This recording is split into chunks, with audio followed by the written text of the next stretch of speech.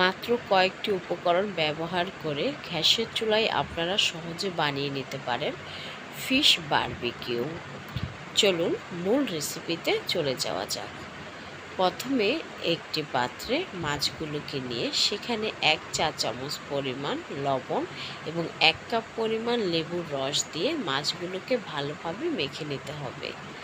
যারা যারা আমার চ্যানেলটিকে সাবস্ক্রাইব করেননি তারা আমার চ্যানেলটিকে অবশ্যই সাবস্ক্রাইব করবেন এবং কমেন্ট বক্সে জানিয়ে দিবেন আমার ভিডিওগুলো আপনাদের কেমন লাগে। মাছগুলো 8 ঘন্টা রেখে দেওয়ার পর আমরা দেখতে পাবো মাছগুলো থেকে অতিরিক্ত পানি বের হয়ে গেছে। তারপর একটি পাত্রে রাঁধুনি বারবিকিউ মশলা নিয়ে নেব 2 টেবিল চামচ পরিমাণ, 1 চা চামচ পরিমাণ লবণ, 1 টেবিল চামচ পরিমাণ আদা রসুন বাটা, 1 টেবিল চামচ পরিমাণ টমেটো সস, 1 টেবিল চামচ পরিমাণ সরিষার তেল ও 1 টেবিল চামচ পরিমাণ টক দই ভালোভাবে মিশিয়ে নিয়ে মাছের গায়ে ভালোভাবে লাগিয়ে নেব।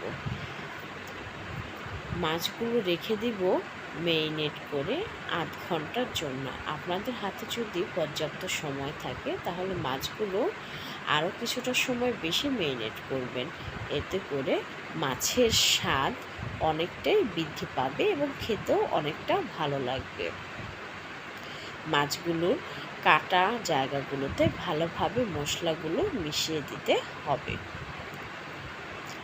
মাছগুলো 8 ঘন্টা মেরিনেট করার পর মাছের গায়ে লেগে থাকা অতিরিক্ত যে মশলার অংশগুলো আছে সেগুলো ছাড়িয়ে নিতে হবে, কারণ মাছ ভাজার সময় এই মশলাগুলো লেগে থাকলে মাছটি সহজেই পুড়ে যাবে, মাছটা দেখতেও কালচে দেখাবে। তারপর একটি ফ্রাই প্যানে সরিষার তেল দিয়ে দিবেন এবং তেলটি পর্যাপ্ত পরিমাণে গরম হয়ে গেলে তাতে মাছগুলোকে ছেড়ে দিবেন। মাছটি আস্তে এবং ধিমে আছে একটু সময় হাতে নিয়ে ভেজে নেবেন।